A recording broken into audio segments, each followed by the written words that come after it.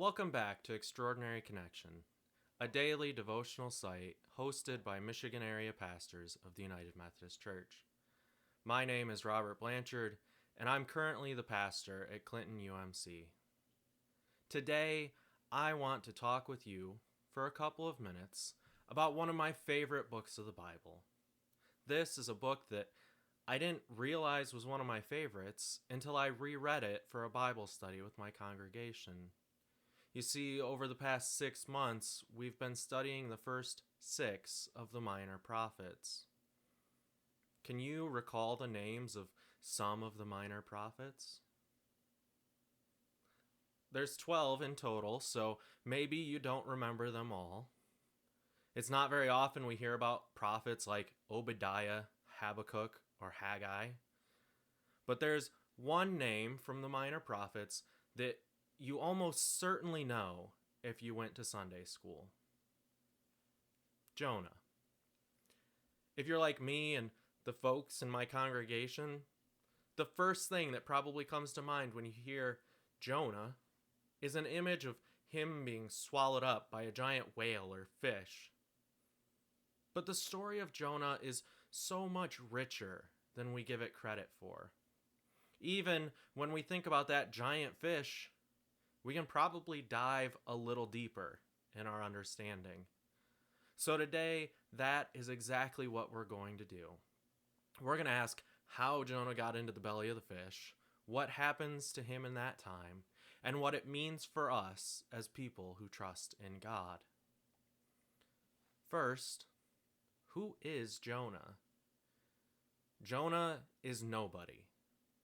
And I'm not saying that Jonah is nobody in the sense that he's not someone of significance. I mean that he is quite literally nobody. Unlike most of the other prophets, there is no historical person that we can point to who is the person that this story is about. But the flip side of this is that Jonah is all of us. Jonah can stand in for any person who hears a call from God on their life. Now, how does Jonah respond to his particular call? He runs away. And this is a point that will help us on our journey deeper into this text. The book of Jonah begins with a call from God to get up and go toward Nineveh. Instead, Jonah goes down to the port and away from God. And this movement down and away is the dominant theme of the first half of the book. So once Jonah goes to the port and he finds a boat to take him to the far ends of the earth, we get to the part of the story that's going to start to be the most familiar to us. Jonah once again moves down, this time into the hold of the ship, and there he falls into a deep sleep. We might see this sleep as a metaphor for the sort of sleepiness with which humanity moves through the world, blissfully unaware of the truth of God. And then, suddenly, a mighty storm overtakes the boat. The sailors are throwing things overboard. They're praying to their gods. They're trying to do whatever they can in order to survive. Eventually, one of them goes down into the hold and pulls Jonah up on deck. Everyone on the ship then casts lots to see who is to blame for the disaster that has struck them. Of course, Jonah is responsible. God is stopping Jonah right in his tracks to prevent him from fleeing from the task for which he has been called. And when the sailors discover that Jonah's a Hebrew, they cry out to him to pray to his God and end the storm. Whether it's fear or shame or something else entirely, Jonah is unable to call upon God. He would rather be cast over the side of the boat to his death than speak to God about what he has done. And this is where things get really interesting. The sailors decide to try and row back to shore to save Jonah's life. When they realize that that isn't going to work, they call out to God, asking that Jonah's blood not be on their hands. And then they toss him overboard. And as the storm calms, this boat full of non-Hebrew sailors make offerings and vows to God. Even though Jonah is at a point where he is unable to call on God, it doesn't stop God from working in the situation. So even when we feel low, or we feel like we aren't living up to who God wants us to be, we don't know what God may be up to all around us. And now, at last, we are to that giant fish. Jonah doesn't die when he's tossed into the sea. Instead, a mighty fish comes and swallows him. In the belly of the beast, he is symbolically in hell. We, as Americans in the 21st century, might think of hell as a place full of fire and brimstone, but it would not be lost on an ancient Jewish audience that Jonah, in a cold, dark, wet place, is in hell or Sheol, here where he can be no lower. When he is at the bottom of the rocky depths, Jonah finally responds to God. He calls out in a beautiful psalm of praise. And let's listen to what he says.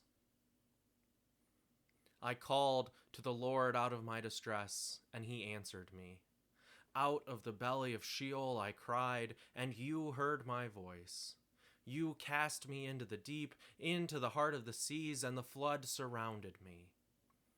All your waves and your billows passed over me. Then I said, I am driven away from your sight. How shall I look again upon your holy temple? The waters closed in over me. The deep surrounded me. Weeds were wrapped around my head at the roots of the mountains. I went down to the lands whose bars closed upon me forever. Yet you brought up my life from the pit, O Lord my God.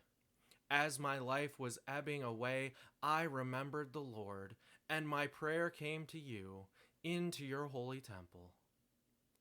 Those who worship vain idols forsake their true loyalty, but I, with the voice of thanksgiving, will sacrifice to you. What I have vowed I will pay. Deliverance belongs to the Lord. Almost this whole prayer is spoken in the past tense. But we can't lose track of where and when this prayer is said. Jonah is still in the belly of Sheol. He is still in the dark depths. But once he knows the grace of God, he also knows that God has the power to save him. There is no question for Jonah whether God will answer. There is no question whether Jonah will experience deliverance. There is assurance in the goodness of God. In the Wesleyan tradition, we speak about the different ways that God's undivided grace moves in our lives. In this story, we see the prevenient movement of grace constantly reaching out to Jonah, constantly preceding the acts of Jonah, just waiting for Jonah to respond. And when Jonah does respond, God's grace moves to justify him, to reckon him as righteous. In this moment of justification, Jonah receives the assurance of God's love in his life. This is what gives Jonah the confidence to know that even in the deepest depths, God can deliver him. So whenever you think of Jonah from now on, I hope that you remember something more than the whale. I hope you remember that no matter how low you feel, God's grace is reaching out to you. I hope you know that there is no point from which God can't redeem you. I hope you know that there is no path you can go down that God will not be able to follow. And I hope that when you think of Jonah, you remember the love that God has for you. Amen.